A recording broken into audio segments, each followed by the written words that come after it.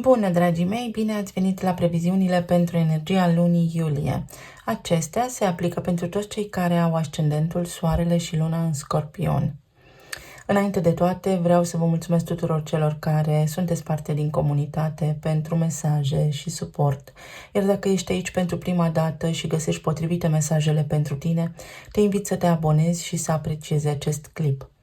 Încep ca de fiecare dată cu partea de tranzite astrologice, urmând ca ulterior să vedem ce ne dezvăluie energia în cărțile oracol de tarot, dar și în talismane. Luna iulie a debutat încă de la început, pe 2, cu retrogradarea planetei Neptun, iar la voi acest eveniment s-a produs în casa a 5-a, acolo unde regăsim copilăria, copilul interior și copiii, dacă îi avem, creativitatea, pasiunea, bucuria vieții, romanța, dar și riscul. Peștii ca arhetip ne vorbesc despre imposibilul care devine posibil. Aici lucrurile par să fie mai mereu confuze, iar Neptun este guvernatorul peștilor. Desigur că ne ajută pe partea de imaginație, de creativitate, de artă și de frumos, dar este și cel care ne poate aduce confuzie și decepție. Tot aici în retrogradare îl avem deja pe Saturn, care până pe 15 noiembrie ne va ajuta să ne reevaluăm trăirea, să facem ordine la nivel interior, în subconștientul nostru, să vindecăm rănile copilului interior, să ne reevaluăm relația cu copiii și să vedem unde dăm prea mult în relațiile de iubire, pentru că peștii nu au granițe, ei se confundă cu toți ceilalți, fără să știe până unde și cât este bine să facă. Asta ne ajută și Neptun acum să facem, să ne dăm jos vălul de pe ochi și să vedem dacă nu cumva este doar imaginația noastră, așteptarea noastră, iluzia noastră când vine vorba despre relația cu copiii sau despre relațiile de iubire pe care le avem. Desigur că toate acestea au pornit de la copilul interior, care are acum nevoie să se dezvolte și să își recapete propria identitate, să înțeleagă cine este. În aceeași zi, Mercur, cel care ne dă indicii despre cum gândim, cum vorbim și despre intelectul nostru, și-a început tranzitul prin Leu în casa a 10-a. Această casă vorbește despre autoritatea din noi, dar și despre autoritatea din viața noastră sau relația cu autoritățile la nivel de plan social. Vorbim aici despre profesie, carieră, dar vorbim și despre prestigiul nostru, faima noastră. Leul, desigur că este semnul popularității, un semn exuberant, pe alocuri chiar extravagant. Iar acest context astrologic acum ne aduce foarte mult curaj la nivel de carieră. Ne face vizibil sau începem să discutăm foarte mult despre planurile noastre profesionale sau despre menirea noastră aici pe pământ.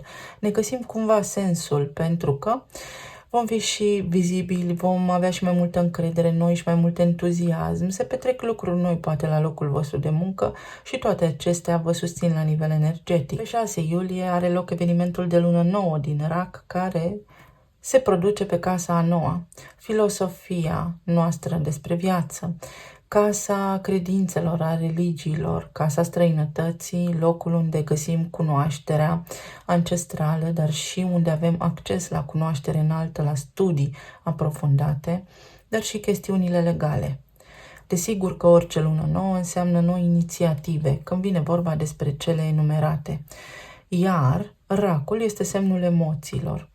Parcă ceva se schimbă aici și suntem invitați să ne conectăm la interior, la emoțiile și la trăirea noastră. S-ar putea acum, la nivel de credință și de filosofie a vieții, să ne bazăm mai mult pe intuiția noastră. Sau undeva în copilărie, dacă am fost deconectați de emoțiile noastre sau poate am avut traume la nivel emoțional, acum le putem identifica, pentru că desigur vom găsi indicii în tot ceea ce credem, în mentalitatea noastră, în modul în care parcurgem pașii în viață și cât de mult ne dezvoltăm sau cât de curioși și de interesați suntem să cunoaștem lumea la un nivel mai profund și mai înțelept.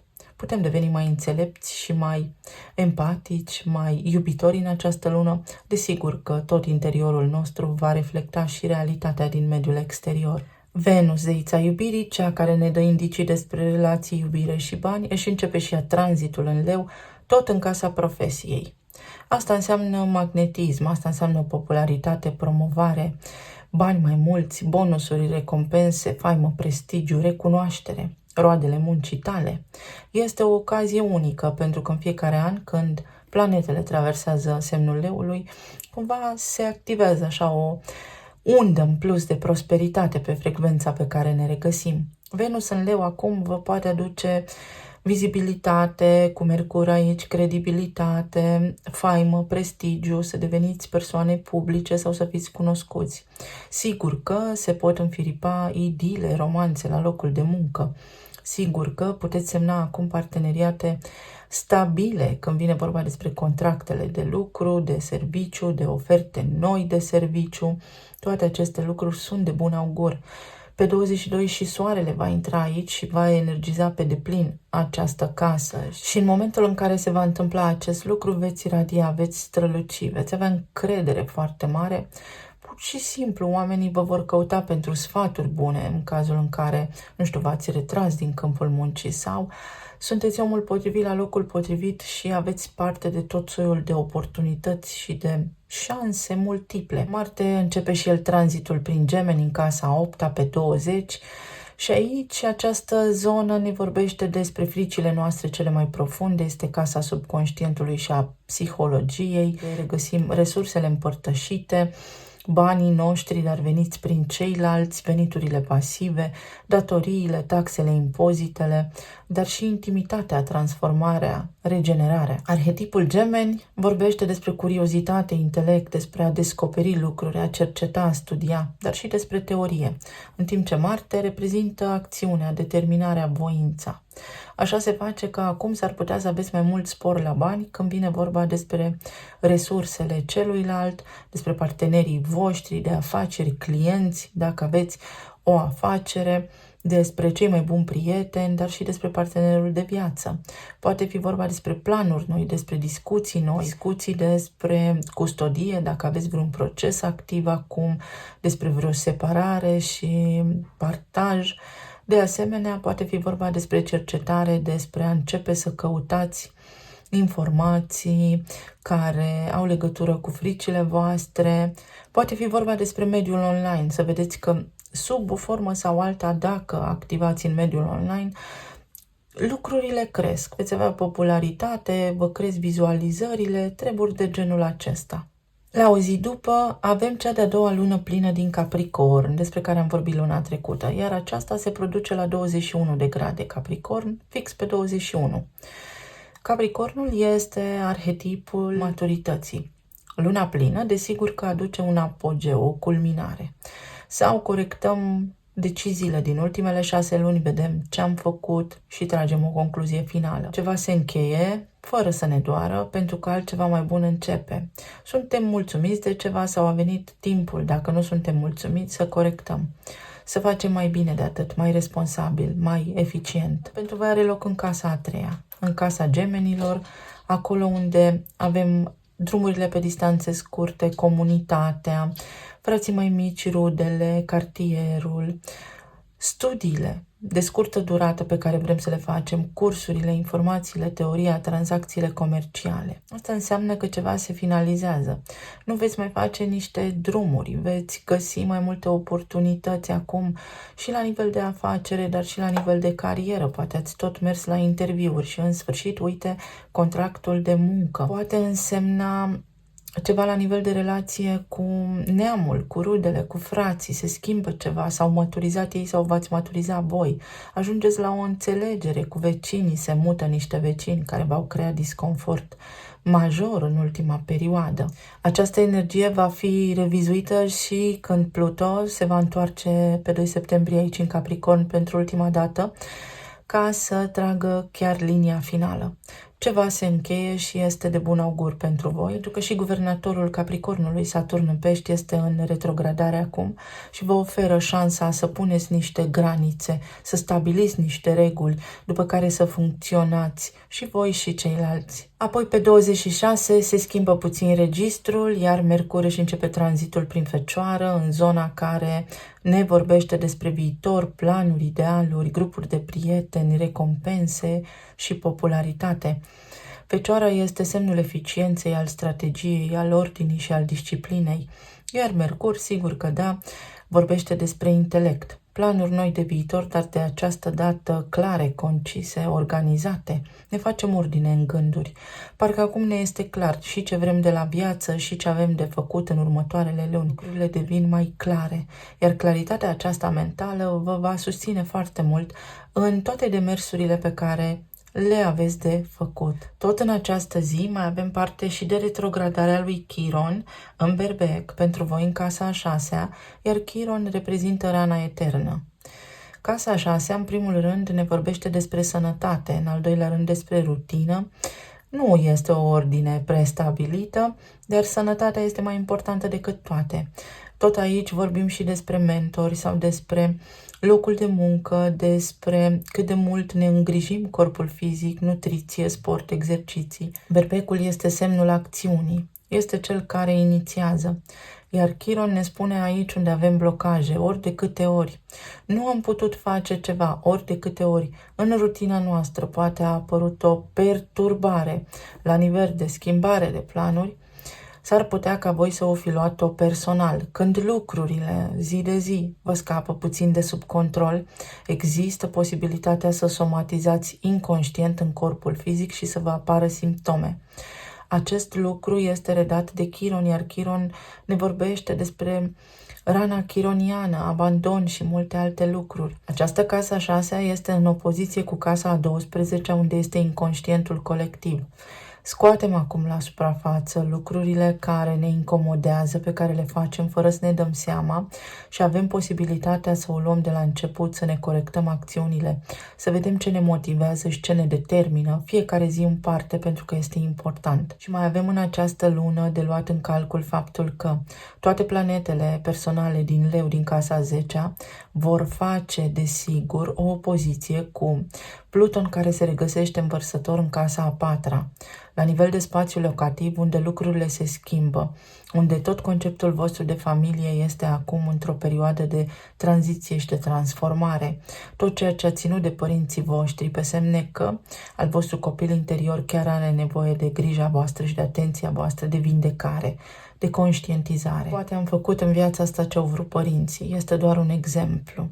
Și apoi, pe 15 iulie, înainte ca Marte să-și înceapă tranzitul prin Gemeni, avem o conjuncție puternică între Marte și Uranus în casa a 7-a, în zona relațiilor conștiente 1 la 1, adică relațiile cele mai apropiate pe care le avem cu prietenii, partenerul de afaceri, partenerul de viață, clienții și așa mai departe. Iar Taurul este semnul care indică prosperitate, stabilitate, se urnește greu din loc, este foarte adevărat, dar este foarte ancorat în planul material. În timp ce Marte inițiază, iar Uranus este sclipirea de geniu. Pot apărea mici interferențe, surprize, șocuri, pot fi schimbări când vine vorba despre parteneriatele și relațiile voastre, pot fi chestiuni la nivel financiar, pot fi chestiuni la nivel de relație de iubire, pot fi tot soiul de lucruri, dar care, să știți că ajută. Puteți fi omul potrivit la locul potrivit, puteți primi din senin o cerere în căsătorie și așa mai departe. Luna este interesantă pentru toată lumea, vă doresc să o parcurgeți sănătoși și cu bine. Să vedem acum ce ne spune și energia mai departe. Să hrănești artistul din tine, mai ales prin energia peștilor, căci acolo regăsim arta și arta plastică. Iar pentru voi, arhetipul peștilor se regăsește în casa a 5-a, care vorbește despre pasiune, despre proiecte, despre creativitate. Să îți aduci aminte de bucuria vieții, să te bucuri mai mult de viață, să elimini încet încet stresul din viața ta sau să nu te mai stresezi pentru lucruri care nu îți aparțin. Pentru că există o tendință de stres în plus pentru lucruri care nu sunt parte din realitatea voastră, nu sunt ale voastre de dus.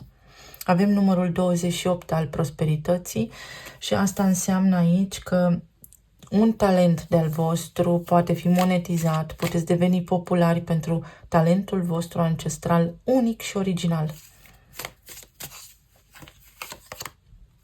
Serenitate. Avem și arhetipul leului aici, care spune că sunt neînfricat, și avem și casa 8-a. Casa 8-a a fricilor, care ne îndeamnă să le învingem, să le înfruntăm, să le alchimizăm și să ne regenerăm, să lăsăm în urmă fricile. Cum?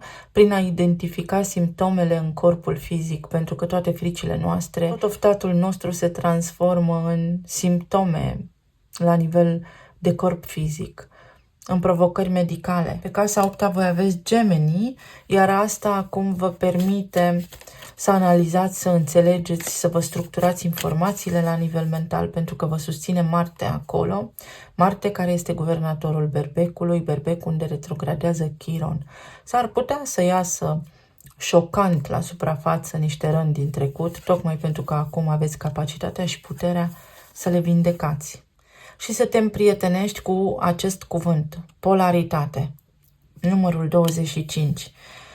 Când vine vorba despre faptul că doi oameni trebuie să fie întregi, nu să se completeze unul pe celălalt. Fiecare dintre acești oameni își înțeleg rolul într-o relație, în relația de familie. Fiecare om să-și știe locul.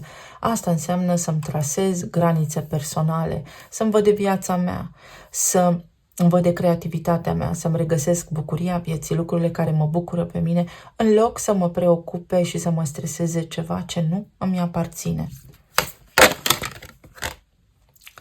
Yin și Yang. 40, care are legătură cu casa copilăriei, de unde ați preluat inconștient ceva de la părinții voștri, care acum trebuie descoperit. Când acest personaj deschide ochii, știe și vindecă, regenerează. Iar aici, energia ne spune să creeze armonie prin echilibru. Echilibru între Yin și Yang. Să faci atât cât poți, ce poți, să îți concentrezi atenția și energia în lucruri creative, în artă, în frumos și să acționezi doar atunci când vine vorba despre tine și despre copiii tăi, dacă ai cel mult. Pentru că altminteri riști să te împovărezi, să vrei să faci totul deodată.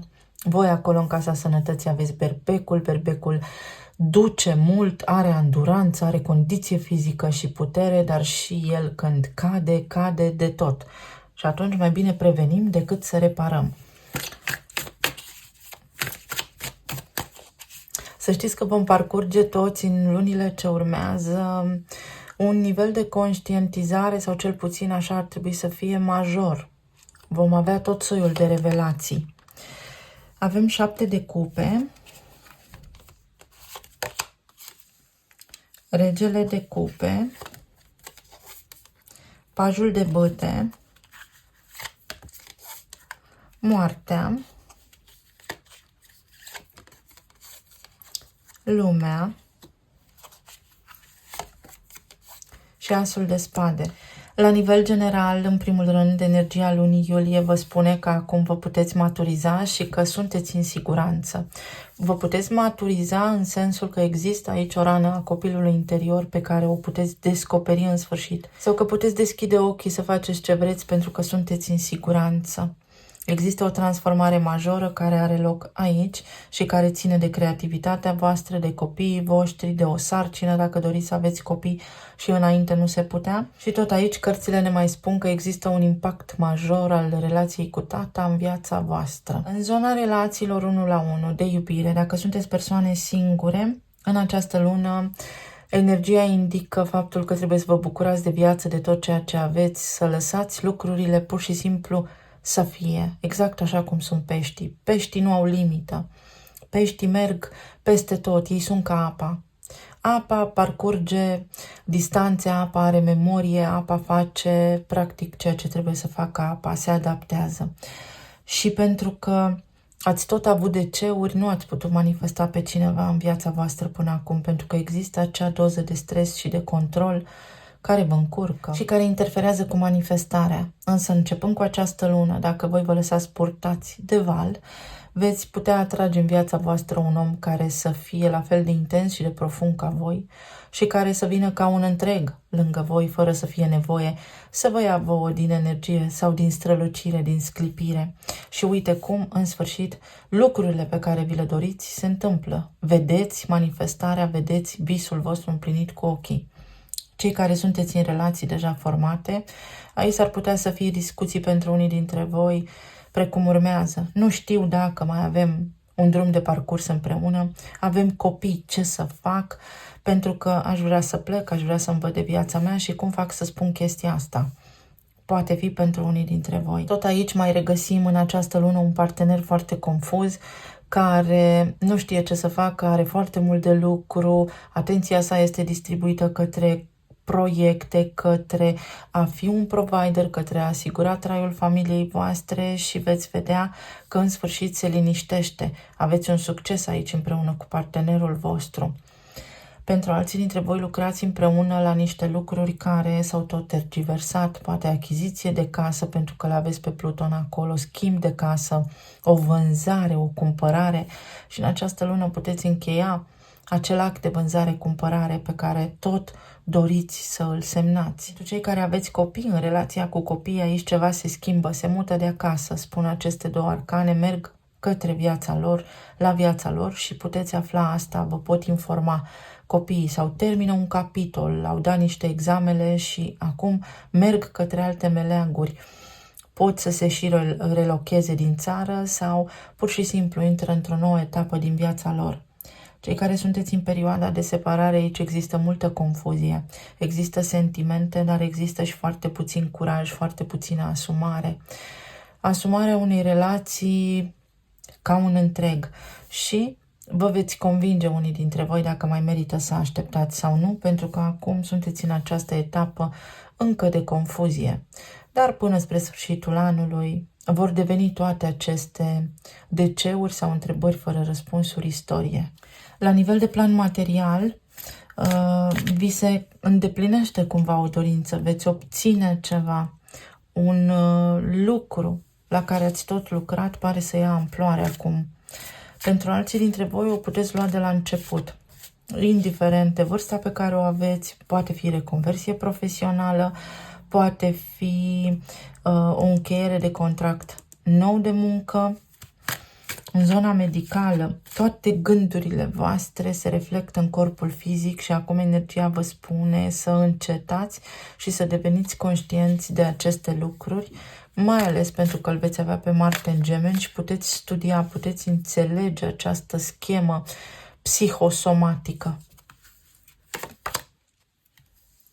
Regina de spade, pajul de monede,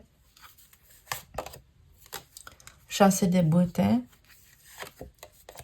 asul de bâte, steaua, cărți extraordinar de bune. Această lună va aduce claritate, mai ales atunci când se activează casa 11-a, claritate și vizibilitate în viitor. Cumva vă veți face planuri mai realist sau veți prinde încredere în lucrurile care urmează să se desfășoare. Lucrurile bune abia de acum înainte încep să apară în viața voastră. Copiii voștri au un succes real pentru care vă bucurați și voi de asemenea, însă aici simt o foarte puternică asociere cu copiii voștri în sensul că reușita lor este reușita voastră și trebuie să vă separați.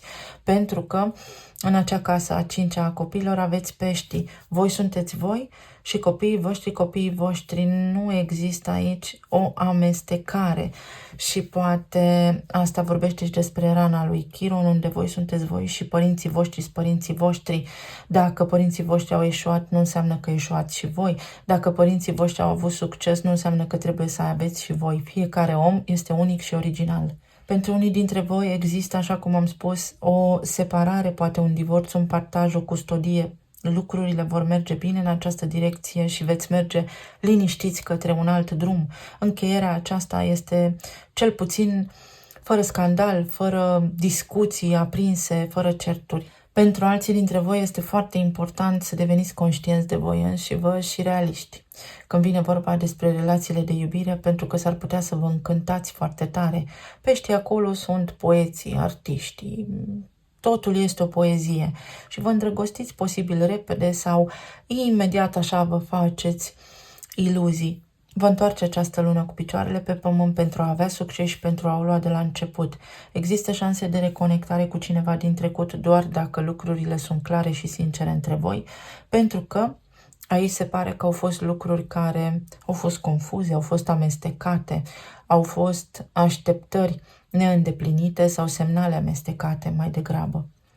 La locul de muncă deveniți o autoritate, semnați colaborări noi, aveți prime, aveți succes, aveți proiecte noi la care lucrați, aveți o promovare unii dintre voi sau vă schimbați locul de muncă. Iar în zona sănătății, începând cu luna iulie, puteți descoperi Sfântul Graal sau, mai exact, faptul că tot ceea ce gândiți, manifestați prin puterea cuvântului, pentru că aveți berbecul în casa a 6-a, prin puterea acțiunii, prin modul în care sunteți voi în fiecare zi și veți vedea că există căi alternative, veți vedea cum corpul vostru se regenerează, cum vă veți simți din ce în ce mai bine dacă sunteți atenți la ceea ce gândiți și la ceea ce spuneți.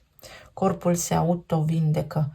Nu-l vindecăm noi, se vindecă singur, noi doar dăm comenzile. Aici sunteți voi la butoane și trebuie să fiți realiști și lucizi. Poate apărea cineva din trecutul vostru de care ați divorțat sau în sfârșit veți spune gata, aruncați pietroiul în apă, vă dezlegați voi de la gleznă, de la picioare și respirați ușurați. Persoana oficială se întâmplă ceva și este de bine. În casa a 10-a, acolo unde s-ar putea să regăsim și schimbarea numelui de familie, divorțul sau căsătoria, poate fi un nou loc de muncă, un titlu nou, recunoaștere, succes, poate fi vorba și despre bonusuri, despre un nou loc de muncă, despre o promovare. Lucrurile se vor întâmpla astfel încât voi să vă apucați de construit. Puteți construi o casă, puteți achiziționa o mașină nouă sau puteți porni către un alt drum, să vă relocați pur și simplu. La nivel financiar, împrumut aprobat. Poate fi vorba despre faptul că aveți acces la banii celorlalți, pentru că banii băncii nu sunt banii noștri și atunci când Marte și începe tranzitul prin Gemeni, să aveți așa parte de mai mult succes, de ceea ce v-a fost frică să scăpați practic. Veniturile pasive se activează cumva, aveți câștiguri. Pot fi investiții în aur, în criptomonede și follow-up, adică să reevaluați o situație, să reveniți asupra unor lucruri pe care poate le-ați uitat sau să mai verificați din când în când cum stau lucrurile, pentru că s-ar putea să aveți surprize plăcute. În zona relațiilor avem intervenție divină. Din nou, ideea de serendipitate, catalist, supranatural și karma. Se încheie karma prin Saturn și prin Neptun în perioada de retrogradare. Focul acesta este focul lui Pluton, care este aici, moartea. Și steaua înseamnă vărsătorul. Pluton în vărsător vă ajută pe voi acum să purificați energia, să vă eliberați de atașamente toxice, de tipare limitative, de deprinderi comportamentale, care sunt autosabotoare. Este o lună magnifică pentru ca voi să vă regenerați și să vă echilibrați pentru a putea accesa abundența la care aveți dreptul încă de la naștere, dar și un nou destin, o nouă linie de destin, o viață mai bună. Talismanele.